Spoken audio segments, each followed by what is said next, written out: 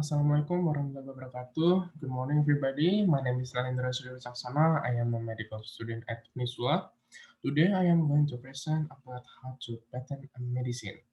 I'll start by explaining the definition of patent. Then I'll explain about how long does a patent last, and also how a patentee could lose his patent. And then I'll explain the step by step to patent the medicine. And finally, I'll summarize my presentation at the end of the presentation. If you have any question, feel free to write it down below on the comment section.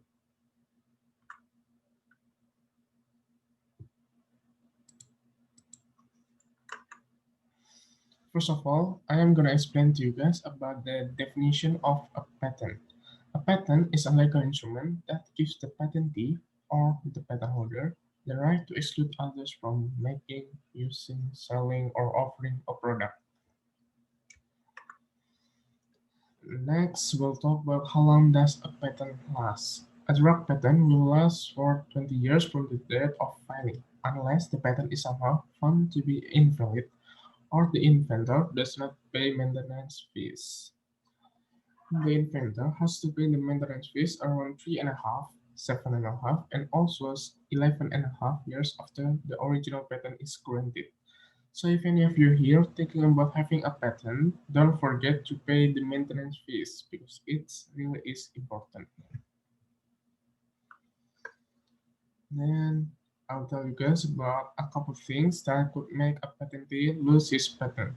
The first case is that the patent has expired, and then the second one is that the company that would manufacture the generic drug certifies that the patents held on the drug are either unenforceable, are invalid, or will not be infringed upon.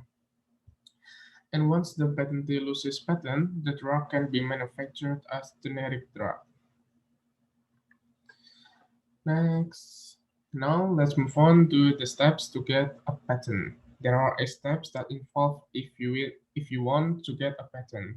The first one is decide if you need a patent, then decide if you can patent, and then pick the type of patent that you need. Also prepare to apply, submit the application, work with an examiner, get the approval, and also maintain your patent protection.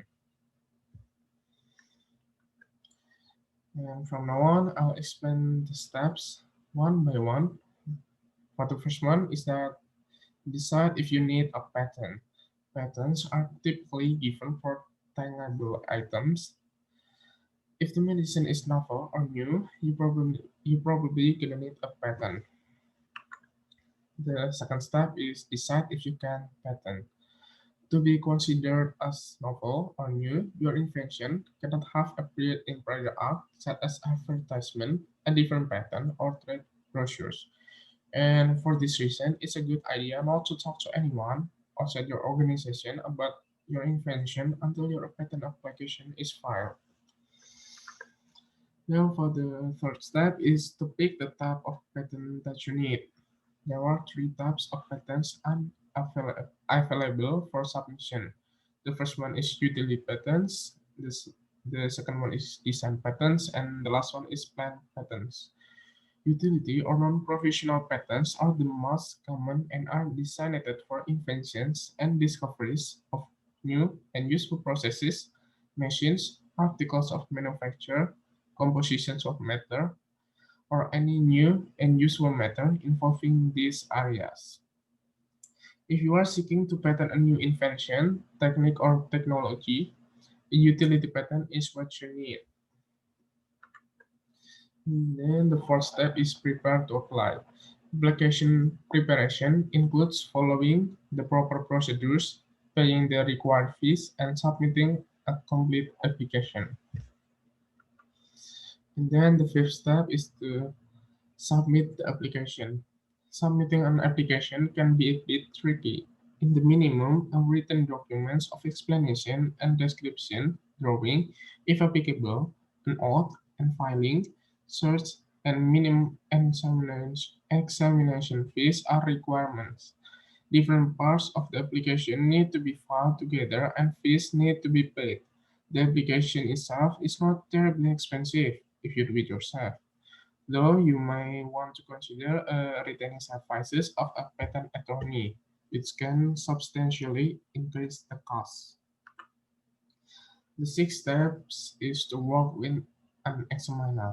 Once your patent application is submitted, it will be assigned to an examiner who will work with you to determine if your application meets the requirement for patent approval consideration.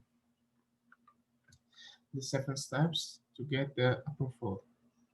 If you are not going to get away without paying more fees, but if your examiner gives you a stamp of approval, you will receive a notice of allowance. The notice of allowance will list the issue fee and the publication fee that you will have to pay prior to have the patent issued to you.